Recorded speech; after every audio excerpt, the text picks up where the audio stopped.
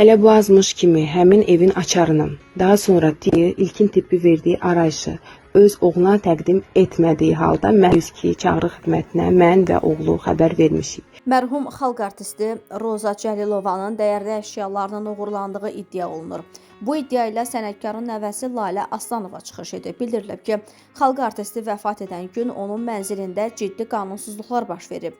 Lalə Aslanovanın sözlərinə görə nənəsinin bacısı qızı Yeganə Aslanova və onun qızı Leyla Seydəlizadə xalq artistinin öldüyü gün yaxın məsafədə yaşamalarından istifadə edərək dərhal mənzilə yollanıblar və onun dəyərli əşyalarını, bankartlarını mənimsəyiblər.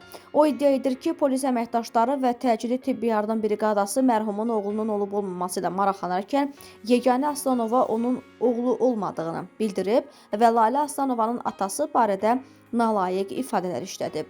Nənəmin nəşini dərhal Təzəpir məscidinə apardılar. Daha sonra isə nəşi məsciddə qoyaraq yenidən evə qayıtdılar.